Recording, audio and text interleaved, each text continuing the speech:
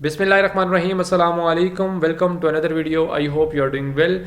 Federal directorate of education की तरफ से रिसेंटली जो ईएसटी पोस्ट जो है अनाउंस की गई थी, उस पर मैंने एक कंप्लीट डिटेल्ड वीडियो बनाई थी जिसमें मैंने आपको ये बताया था कि आपने अपना ऑनलाइन एप्लीकेशन फॉर्म कैसे सबमिट करना है। ठीक है, तो उस वीडियो में बहुत सारे टीचर्स के बहुत सारे कमेंट्स थे, क्वेश्चंस थे, बहुत सारे ये कमेंट्स थे कि सिलेबस क्या होगा। वो मैं इस वीडियो में इंशाल्लाह आपको बताऊंगा लास्ट में कि आपका सिलेबस क्या होगा, उसका पैटर्न कैसा होगा। फिर उसके बाद बहुत सारे कमेंट्स और क्वेश्चंस ये थे कि पोस्टिंग कहाँ होगी, तो इस वीडियो में मैं आपको डिटेल में ये भी बताऊंगा कि आपकी पोस्टिंग कहाँ होगी। और बहुत सारे टीचर्स के ये भी कमेंट्स थे कि हम अपना स्कूल कैसे सिलेक्ट करेंगे। तो आज की इस वीडियो में ये तमाम क्यूरीज और क्वेश्चन जो है इंशाल्लाह मैं कवर करूंगा। तो आप जैसे ही फेडरल बोर्ड की वेबसाइट पर जाते हैं fwise.com, जैसे ही आप गूगल पर उसको लिखेंगे और लिखने के बाद आप जब उसको क्लिक करेंगे तो आपके पास ये फेडरल बोर्ड की वेबसाइट ओपन होगी और ओपन होने के बाद ऐसा इंटरफेस आपको देखने को मिलेगा लेटेस्ट न्यूज़ के हवाले से। और इसके नीचे जितने भी ऑप्शंस हैं ये आ रहे होंगे। तो टॉप पे आपका ये ऑप्शन है application form for vacant positions on regular basis government of Pakistan federal directorate of education. तो आप इसको क्या करेंगे जी, क्लिक कर देंगे। तो जैसे ही आप इसको पुटअप करेंगे तो ये करने के बाद ये थोड़ा सा स्क्रॉलिंग करेगा और स्क्रॉलिंग करने के बाद आपके पास ये पेज ओपन हो जाएगा मेरा थोड़ा सा। यस, तो ये पेज ओपन हो गया। ओपन होने के बाद यहाँ पर देखिए मैंने क्योंकि पहले भी एप्लीकेशन फॉर्म जो है वो जिस पर मैंने वीडियो बनाई थी तो वो मैंने पहले से फिलअप किया हुआ है, तो इसलिए वो ये कह रहे हैं कि आप अभी डाउनलोड करें चलान फॉर्म या न्यू एप्लीकेशन अगर करना चाहते हैं। और फिर ये टॉप पे देखें यहाँ लिखा है for complete list of schools. ठीक है, तो अब बहुत सारे टीचर्स के कमेंट्स है कि हमें स्कूल के बारे में बताएं कि हम अपना स्कूल कैसे सिलेक्ट कर सकते हैं। तो मैं ये आपको बता दूं, सबसे पहले तो जो पोस्टिंग है क्योंकि ये federal directorate of education Islamabad, तो इस्लामाबाद में ही तमाम टीचर्स जो हैं वो चाहे वो किसी भी सूबे से या कहीं से भी अप्लाई करते हैं तो सब की जो पोस्टिंग है वो इस्लामाबाद में ही होगी। एंड देन उसके बाद आपने स्कूल कैसे सिलेक्ट करना है। सबसे पहले आप यहाँ पर ये जो लिस्ट है कंप्लीट जो स्कूल्स की वो यहाँ पर इसको क्लिक करें और क्लिक करने के बाद ये डाउनलोड हो जाएगी। मैं इसको आप डाउनलोड कर रहा हूँ, तो ये जैसे ही डाउनलोड होती है देन आपको मैं इंशाल्लाह बताता हूँ आप कैसे इसको अपनी लिस्ट में अपने अपने सब्जेक्ट्स को देख सकते हैं। ओके जी, लिस्ट जो है वो डाउनलोड हो गई है। जैसे ही आप लिस्ट को डाउनलोड करेंगे तो इस तरह का इंटरफेस देखने को मिलेगा। सबसे पहले ये देख लें subject wise list of female EST BPS 14। Okay, तो ये फीमेल्स की लिस्ट है और इसके बाद नीचे मेल्स की भी होगी, तो वो मैं आपको बता देता हूँ। अच्छा, ये नेम्स ऑफ स्कूल हैं जितने भी इस्लामाबाद में स्कूल हैं ये सब के सब यहाँ पर मेंशन है। ठीक है, आप अपना एरिया देख लीजिए, अगर उसके करीब करीब कोई बनता है और अगर आपका सब्जेक्ट भी वहाँ पर आ रहा है तो देन आप उसमें ज़रूर अप्लाई कीजिएगा।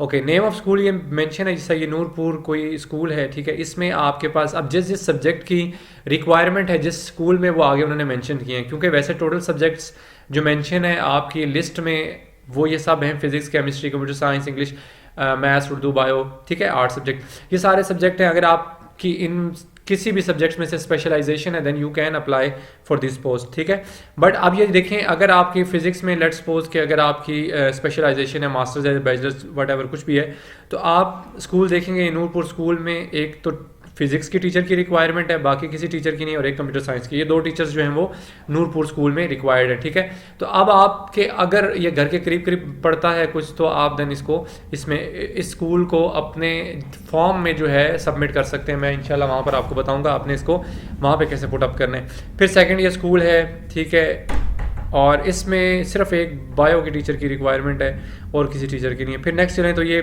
कोई नेक्स्ट स्कूल है और इसमें जैसे एक कंप्यूटर साइंस के टीचर की रिक्वायरमेंट है। और फर्दर आगे चलते जाएं आप तो ये जिस तरह है ये 5वें नंबर पे जो कोई स्कूल है, नाम भी बड़े अजीबो-गरीब हैं, इसमें एक उर्दू के टीचर की रिक्वायरमेंट है। फिर आगे चलेंगे ये 6वां स्कूल है कोई मेरिया बेगवाल पता नहीं, इसमें जो है ये टीचर्स हैं केमिस्ट्री कंप्यूटर साइंस इंग्लिश के टीचर्स की रिक्वायरमेंट है। फिर नेक्स्ट ये आगे रावल टाउन में कोई स्कूल है, इसमें बायो का और ये आर्ट्स का कोई सब्जेक्ट है, इसके टीचर की रिक्वायरमेंट है। तो ये इस तरह आपके स्कूल्स के टीचर्स की रिक्वायरमेंट, यहाँ से आप ना कंप्लीट लिस्ट देखें और देखने के बाद अपना सब्जेक्ट देखिए जिस स्कूल में वो आ रहे हैं। ठीक है, और वो वहाँ पर आप अपनी जो ऑनलाइन एप्लीकेशन जब आप अप्लाई कर रहे होंगे तो वहाँ पर आपने इसको पुटअप कर देना। मैं आपको बताऊंगा आपने कैसे करना है। फिर आगे चलें तो ये फर्दर आगे स्कूल्स दिए गए और इसके आगे ये जितने भी सब्जेक्ट्स की रिक्वायरमेंट्स है जिस जिस स्कूल में बहुत सारी मेंशन है, तो ये आपके फीमेल टीचर्स के लिए हैं। तो बाकी आप ये नीचे देखते जाएँ। ठीक है, और नेक्स्ट मैं आपको मेल्स टीचर्स का भी बता देता हूँ।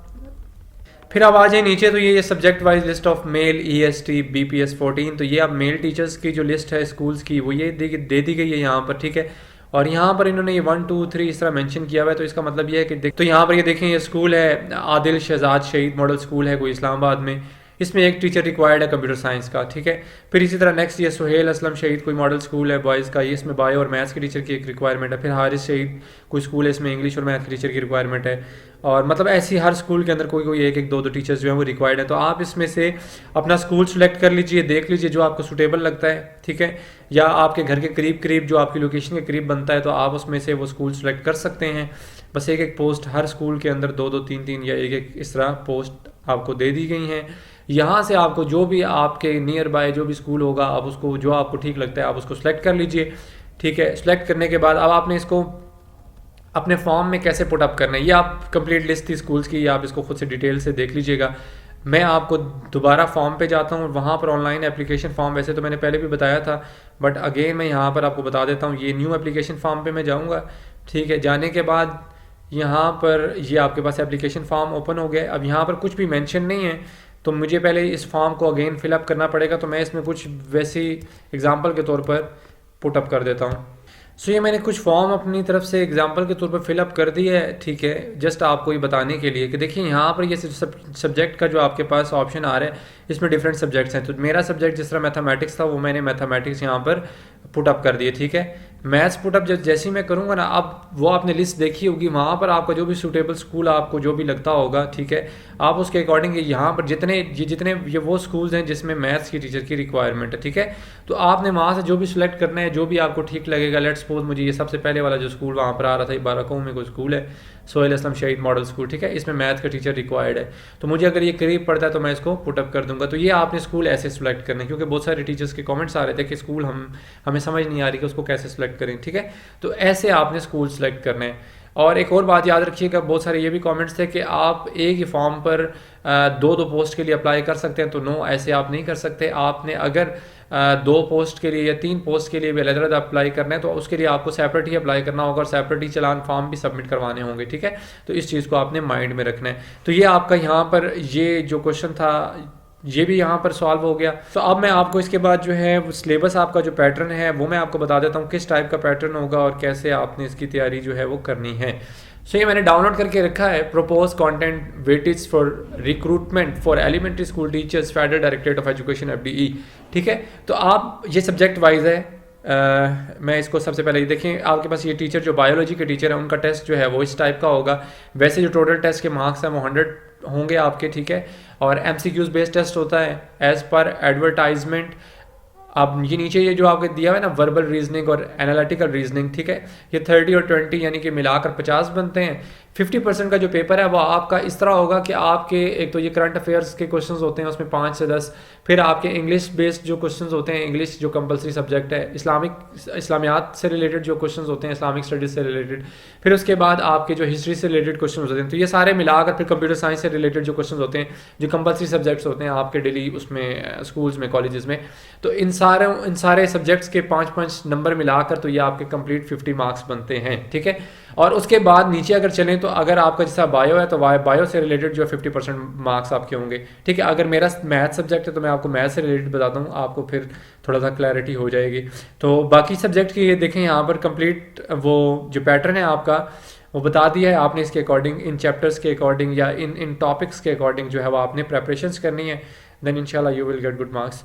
ओके, ये मेरा मैथमेटिक्स है तो मैं मैथमेटिक्स से रिलेटेड मैं ज़्यादा अच्छे बता सकता हूँ आपको। इसमें भी वर्बल रीजनिंग और एनालिटिकल रीजनिंग जो है वो अगेन वैसे ही होगी जैसी बाकी सब्जेक्ट्स में, ठीक है, ये तो सेम होती है, बट सब्जेक्ट से रिलेटेड जो कंटेंट है वो आपका डिफरेंट होगा। जैसा मैथ्स है मेरा, तो मैथ्स में देखें ये टॉपिक्स उन्होंने बता दिए हैं, यानी कि मैट्रिक से लेकर आपके अगर ग्रेजुएशन है या आपकी मास्टर है तो वहाँ तक की जितनी आपने एजुकेशन हासिल की है उन तमाम बुक्स में से उन तमाम से रिलेटेड जो बेसिक क्वेश्चन है वो सब के सब आपके पेपर में पूछे जाएंगे। जिसका पहला टॉपिक है ये कैलकुलस, ठीक है, तो कैलकुलस से रिलेटेड 5% जो है वहाँ MCQs आएंगे, फिर अलजेब्रा से रिलेटेड 5% MCQs आएंगे, कॉम्प्लेक्स एनालिसिस से रिलेटेड 5%, फिर डिफरेंशियल इक्वेशन से रिलेटेड 5%, फिर उसके बाद वेक्टर्स, फिर नंबर थ्योरी, फिर रियल एनालिसिस, फिर फंक्शन एनालिसिस, कंप्यूटेशन मैथ।